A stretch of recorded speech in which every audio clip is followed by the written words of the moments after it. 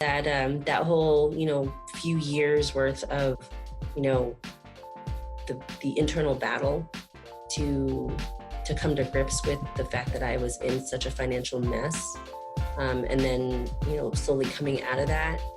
And then, making sure that the choices I made going forward didn't put me in that position again.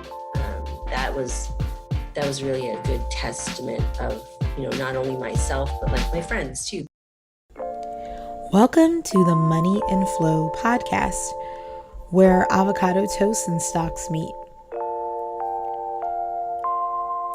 Did you know that women and women of color don't talk that much about money? And did you also know that the health and wellness community is a $600 billion business? And did you also know that women aren't in the forefront when it comes to decision making with our health and wealth? We're here to change that. This is the first podcast that focuses on wellness and money. This podcast is targeted for women and women of color, specifically in their 20s and 30s. And without further ado, your host, Suzanne George.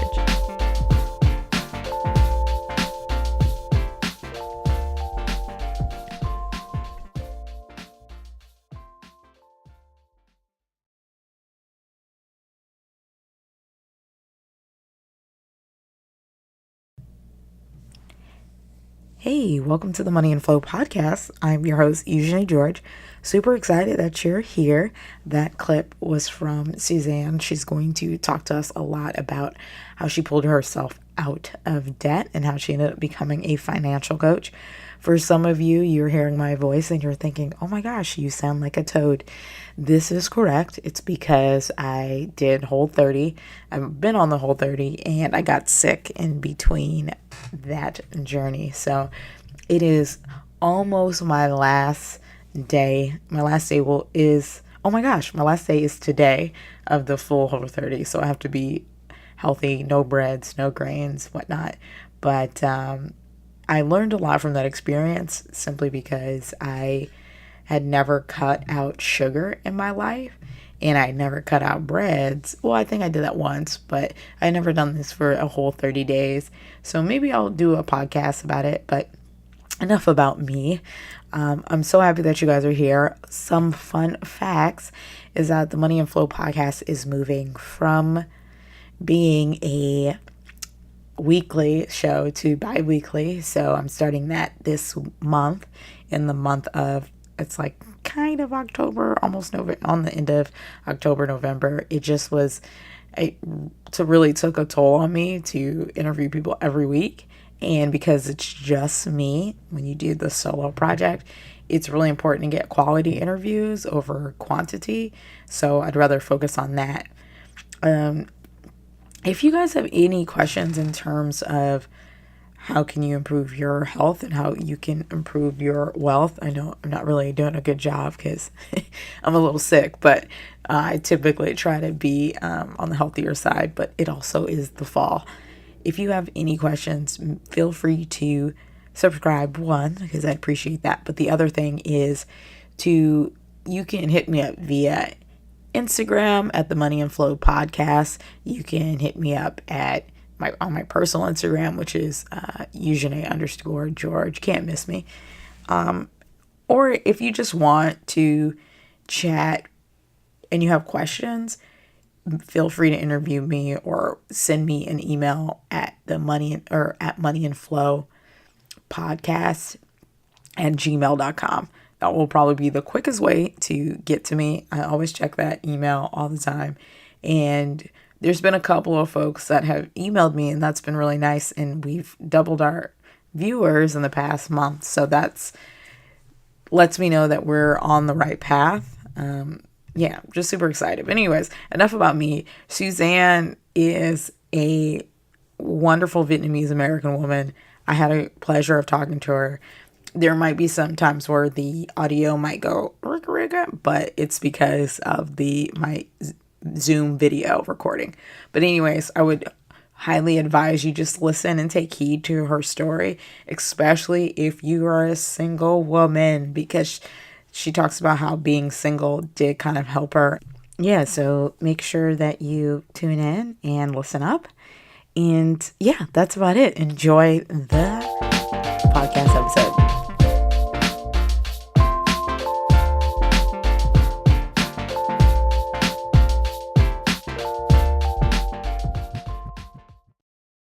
Okay. Hey, Suzanne. So happy that you're here. I know that we've been playing phone/Google tag for a while, so I'm very happy that you're here. Well, thank you for having me. Yeah. So I actually wanted to talk. So you have, I would say I wouldn't say you're the jack of all trades, but I would say that you have a very interesting life story. And especially with your careers like STEM, money, project manager, all types of stuff. So could you tell us a little bit about your money story? So my money story actually is based in my family, the cultural side of my family. So I'm first generation Vietnamese American. So I was actually the first in my family born in the United States. I have an older sister, but she was 4 months old when she came to the U.S. Mm-hmm. Anyway, you know, being first generation, you kind of deal with the cultural uh, ramifications of being from a third world country, moving to a first world country. And so I grew up with this whole mentality of um, you got to show that you have money, even if you don't have it, because the people that we left behind in Vietnam had to see that we were succeeding. Mm-hmm. With this mentality of you can't take your money to your deathbed, spend it while you have it, and like you do have it, even if you don't have it, because hopefully the choices you make in life will help support that. And that's kind of how I ended up in STEM, in project management, in IT, because when I was growing up, that was what was drilled into my head. Do something practical with your life. Go into engineering, go into become a doctor or a pharmacist or a lawyer or something that can make you a lot of money for minimal effort. And I say minimal relative to like hard labor, like blue collar workers who can make very good money, but they put in a lot of work and a lot of hours, more effort than what I probably would do in a normal day. So that's kind of how I got into doing what I do, but also the financial side of it impacting my life. And that's kind of how I got into financial coaching, is because I hit my own light bulb a few years ago where I was drowning in debt. I was living paycheck to paycheck, and which is amazing because I make good money, and I was single at the time, and I was just drowning in debt and so unhappy with my life. And it came a point where, I made a decision that I didn't want to do this to myself anymore, that I needed to grow myself, have a like I wanted a family. I wanted to own my own home. Like I wanted the things that everybody tells you that you should want in the US. And that's kind of the journey. The start of my financial journey was in that my own light bulb session. Yeah. Can we kind of dive deep into that? Because so could you talk about you made good money and you were single. So Yeah. could you kind of talk about that journey? Because I know that journey, one, it's good that you had your aha moment when you were single because you can kind of like understand your habits before you dive in with a partner. Mm-hmm. But yeah, could you talk to us a little bit more about that? Sure. So, part of my why story is, that whole side of my life where, I had creditors calling me every day, multiple times a day. I refused to answer the phone. But I, pretended to live like everything was fine. I went out every Thursday, Friday, and Saturday night with friends. Bought rounds of drinks for people, even though, I was putting it on a credit card that was nearing its limit every single time. And like my solace was actually shopping. So I would buy myself more things, trying to make myself feel better, but ending up in more debt and then not being happy with the things that I had anyway. So, when my mom bailed me out, like that was probably the thing that not many people know about my life is that my mom bailed me out of my debt. She gave me a loan to help me clear the credit, to help me rebuild my credit, because now I was in a place where I could start to do that. Mm-hmm. I actually only repaid her that debt like 3 or 4 years ago now. And so that was maybe like 15 years ago that she gave me the loan. So, it took a good amount of swallowing my pride, because nobody knew what was going on, because I was saying, nobody needs to know your business when you're single, right? Right. So yeah, I had to open up to my mom about it, and she was, more than willing to help. My personality in the family dynamic is that I'm a very independent person as well. So she knew that if I was asking for help, it was for something big. Like, I would never ask for help. I'm usually the one I can manage on my own. So that was another thing that I had to get over, was the fact that I couldn't manage everything on my own. So the whole journey of, my aha and everything like that was really a test of my personality. Like, it would change me. I became more transparent. I became more willing to open up to people, to share, the things that I did post loan, so that I wouldn't end up back in that position again. Mm-hmm. And being single was really helpful. I think that if I were in a relationship with someone, that was like a very dedicated relationship, like even, and especially with children, like I do now, I probably wouldn't have overcome that as easily, I think. Although my husband is fantastic. He's actually the one who pushed me into financial coaching, because he said that I helped him. So yeah, that whole, few years worth of, the internal battle to come to grips with the fact that I was in such a financial mess, and then slowly coming out of that, and then making sure that the choices I made going forward didn't put me in that position again. That was really a good testament of not only myself but like my friends too, because when you go out with your friends, you always want to buy stuff, like go out for dinner, go out for drinks, go shopping or whatever. And I had to kind of cut back on all of that, like immediately. So that was a big wake up too, in terms of who my real friends were. So. Yeah, it's so crazy. I just interviewed, you're like hitting the nail on the head. It's like when you make a big decision to change your life, to be a different person, it really does suck, because you have to make the decision of whether or not I need to be with these folks. I was actually listening to or reading a Facebook group chat where, this is kind of random, but this girl was talking about how she gave up drinking. And she was like, I feel like I'm being judgmental when my friends are drinking. And I know that one of my friends has like postpartum depression, and she's like going out to drinking because that's her way of coping. And oh my gosh, there were so many people that had very different opinions about it. They were like, oh, just let it be, like, let her be, let her live her life.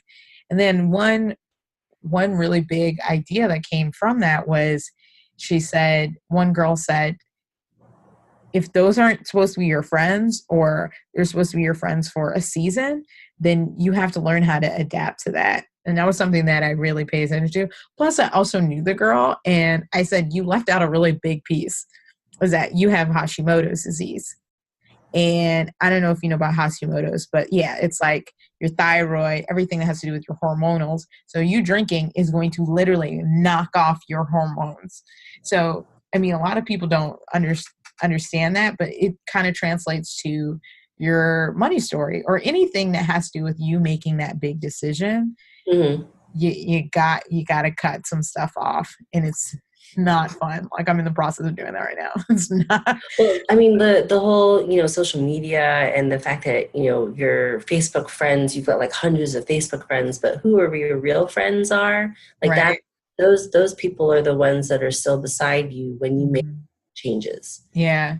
whether it's money, whether it's, big social change. Like, I don't really drink anymore either, but I don't really let that impact my time with my friends. I mean, I'm very non-judgmental about that. I mean, I let my friends come to their own conclusions about whether they should drink or shouldn't drink, but Right. no problem going to bars and having a club soda. I don't Right. having water or whatever. Like, I don't feel the need to drink all the time with my friends. And so, it's just, I think now that we're also older, we're realizing that our time together is way more important than what we're doing. It's the fact that we're together. Right. So yeah, that's a little bit off topic from Hey, that's how these conversations always end up. They start from like, okay, talk to me about your money story, and then like, okay, Yeah. random stuff, Well, drinking. that's the thing about, that's the thing about financial coaching, is that it's not just about money. Like, you don't talk Right. just about money. It's about your life. Like, that's why it's important to have that initial conversation to see if you can talk to that person, because you're going to go into specific, like, personal things like job, relationships, other things outside of just your money issues. That's why financial coaching is such a, like, that's why I'm drawn to it versus like financial advisors. Because I could be I don't want to be a financial advisor, just because it's really, there's nothing really personal about it. I mean, there's some sort of, things that are a little bit personal, but financial coaching really digs into like the personal stuff of those particular people. So, Right. Yeah. I'm actually going to record a podcast with someone who we're actually dissecting the difference between financial advising, financial coaching. But yeah, I always say that starting with a financial coach is essential, because before you even get to the financial advisor, if you are more aware of your habits and everything, your thoughts and habits around it, then you are actually able to talk to the financial advisor better. And then, I'm always like pro CFP, CPA, like anybody who has made the extra step to study. I'm like, go to the financial coach and then talk to this, CPA or the CFP. Not to say that no one else is, but it's like, it's all about the client's best interest. And I would say that most financial coaches pay attention to the client's best interests. And then people, they're not selling a product. yeah, right? yeah, exactly. Like, the product is, at the end of the day, do you want to work with me or no? So that's great. So this is really crazy. So there was Chase Slate, this came out on So Money recently. Chase Slate just had they did a survey based off of folks' zodiac sign. So they would figure out your spending habits and your behavior based off your zodiac sign. So they would have all these, they interviewed, I think, 2,000 millennials. And I'll make sure I post it on the show notes. But they interviewed 2,000 millennials, dissected them based off of their Taurus, Libra, Leo, whatever, and said, okay, these are kind of like your spending habits. And they looked at people's stubs and spending habits, which is crazy. So I want to talk to you about your personality type, because I did do some slight stalking. So ENFP, could you talk to us about sort of like how your personality type, or even your sign, how that correlates to your spending habits, like your old spending habits and your new spending habits? Because they're kind of always drawn based off of those two things. Yeah, I know. Isn't that an interesting question? So, I'm a Cancer, and so Okay. Cancers typically are homebodies. Mm-hmm. Very, they don't place trust in people very quickly. But we are irrational because we are emotional beings. So that really talks to my the old spending habits that I had, because my emotional, irrational self would spend money, a lot of it, to try to feel better. Now my focus as an irrational emotional person is more directed towards, um, if I buy this, or will this really make me happy? Mm-hmm. What will this impact? What will this impact long term? So, like, you get flooded with spam, right? For Right. sales everywhere for every little thing that you could possibly want.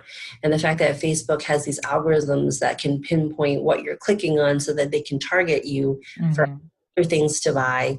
You're constantly bombarded with, great deals for this and that and the other. And so me now, I put this 30-day um, time time frame on myself. And my husband does the same thing. I actually pushed him to do this, where if we want something, we wait 30 days to see if we still want it. Mm-hmm. So, because, every single time you get bombarded with an email that says this is a great deal, you're saving 50% off, blah, blah, blah, you don't care what the actual bottom line is for that dollar, right? Mm-hmm. Looking at, the percentage that you're saving. And so for us, it's not really about the cost savings, but it's about the long-term benefit of that item. And so, that's why we put that 30-day kind of, I don't even know what you want to coin it to be, but like that 30-day thing where you say, okay, in 30 days, we're going to revisit. If I still want it, I'll get it, regardless of the cost, regardless of, whatever. And because long term, like the idea is that in those 30 days, if you still want that item, you know that you're going to use it. Mm-hmm. Because I've been thinking of buying a spiralizer, like to make veggie noodles, like for months. And then I have now like a huge amount of beets that I have to do something with in my house. So I'm thinking, oh, should I get a spiralizer? And then I'm like, well, let me give it a few weeks, 30 days, and figure out if I still want it. And then, Right. kind of go from there. Because like air fryer, it's like an Instant Pot. I made the mistake of buying an Instant Pot from a friend of mine because he had an extra one, and I have not touched that thing. Right. The worst $60 I ever spent. Even though I saved money on it, I still spent $60 that I actually didn't feel good spending. So, there's that type of thing. Right. So I think that, me being an emotional person, I base a lot of stuff off emotion. I trust my gut very instinctively. And so, that's part of, so it's a matter of just shifting your focus on what you're reacting to Right. versus, so it's not about the dollars anymore. It's about the long term. So one of the weirdest things is I was always so fearful of credit. I just remember being 19 and I had like $1,000 limit and used it all up and couldn't pay for it. So I paid it off and was like, I'm never using credit cards. So can you tell us a little bit about credit and credit scores? I didn't have fear of that, which I probably should have had fear of that, but Right. it probably helped you to be fearful of credit. And so credit is such a strange concept because you need credit Right. and you have to use it. Mm-hmm. You don't want to go too crazy using it, right? Because you need to build your credit score, because your credit score will allow you, better interest rates or, loans that you need Yep. and things like that. And so for people who are, really big savers and stuff who don't use credit cards, they still have trouble with certain things because they don't have the credit to back them up. So Right. it's a very fine line with dealing with credit. And some people can have some people can have really good credit, but like be in a ton of debt. And so it's like, Right. it's not a clear cut formula for being credit worthy and to having good credit and to living a good financial life because of the lack of control over credit, Mm-hmm. of education about credit. So Right. yeah. Yeah. And there's not, I mean, honestly, first of all, FICO, the actual score, that didn't even come out until the like 1989. So I'm actually doing a credit series. This is kind of like off the record. I'm gonna make sure I cut this off, but Okay. and then I'll go back right now. Okay. So yeah, so the interesting thing is that FICO started in the 1950s in Silicon Valley, and the folks that came up with it were like two tech guys. It's like basically anything that happens in California, it's like two tech guys that are right out of college, have an idea, and went around and was like, hey guys, I think we should do a FICO score because that can actually critique people and see where they're at, and it gives people more of a fair advantage. Well, now we know that women have lower FICO scores than men, even though they have like higher credit. We also know that even if you have a high credit score, like that also, that doesn't, there's like lots of discrimination when it comes to like folks of color, even with purchasing homes. There was this great article, and this is crazy because we can probably talk about this too next. So my dad called me and he was like, did you see PBS or like NPR in the news? And I was like, no. And he's like, I'm just so glad your partner's white because like, and I like never heard my dad say anything like that before. He was like, you need to read and look at this. And come to find out, in Philly, because I'm in Philly now, there was this woman, they did an expose of housing, and this woman had a good job. She worked at UPenn. She had good credit, and she wanted to purchase a home, and they did not let her purchase a home, even with like the credit. She did it 3 times. Okay. She got a better job, 3 times, like it's could pay. And in Philly, the income, the medium income is less, especially less than New York. That's why a lot of folks live out here. So, yeah, there was all of that. Then she put her partner on the bill, right? Or like the signing Application or whatever. Yes. Now this is interesting because she was half Asian. So she like, they talked about her ethnicity too, and she was half Asian, but her last name was like, Williams or Smith or something like that. So she had a part-time job working at like Trader Joe's and had like okay credit, and they approved the loan. So it's like, oh my gosh, like there is so much stuff that you need to be aware of when you're dealing with credit, like emotionally, culturally, all of this stuff. Not that it's a bad thing, but like being aware is the first step. And it was the first time my dad had ever said anything like that. He was just like, oh, like I couldn't believe what was happening with these women, and I couldn't even believe it myself. Let's talk about your light bulb session, or I know that you work with folks to help them out with their money. Could you talk a little bit more about that? Sure. So after that short introduction meeting that I usually have, if people are willing to work with me, and I think that it's a good fit, I then set them up with a light bulb session, and that's typically a 2-hour engagement. There is homework prior to the light bulb session that needs to get done by the client before we can really dig in, because my idea is to get information. So basically what I do is in that gathering of information, I get a sense of where that person is, not just in numbers financially, but where they're is in the money game. How comfortable they feel about talking about money, how they feel about what they currently have with not that, but with their money, like liquid assets and things like that. And how comfortable they are with talking about money, like right. having and knowing, and like how far they've come in their money journey, because sometimes people already have started, but they're not, fully there yet to be successful, to becoming financially healthy.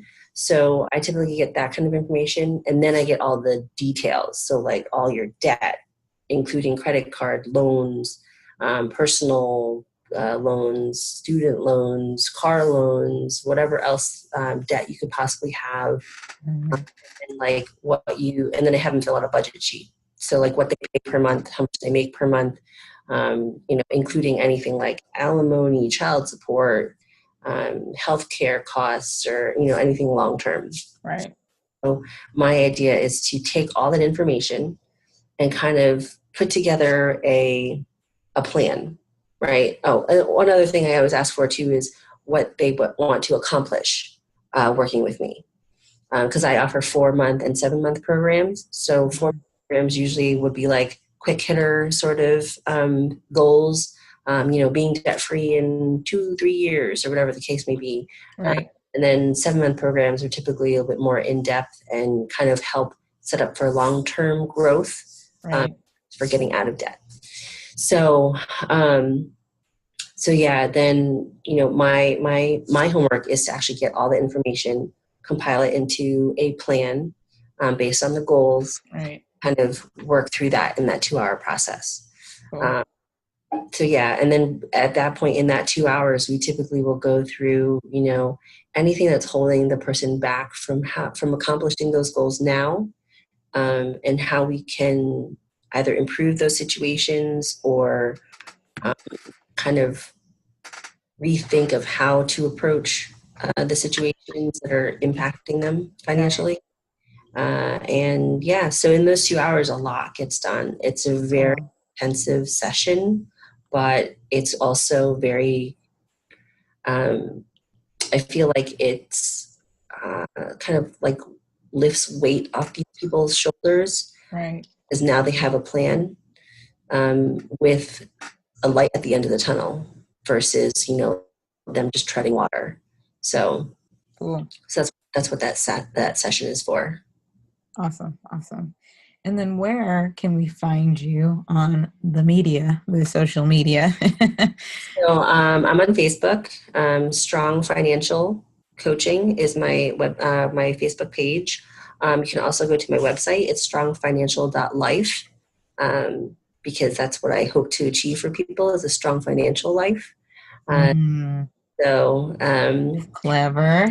yeah. So all my contact information is on both Facebook and on my website. Cool. Yeah. Yeah. Well, I really appreciate you coming in, telling us your story. And yeah, I'll make sure I'll put all of those on the show notes.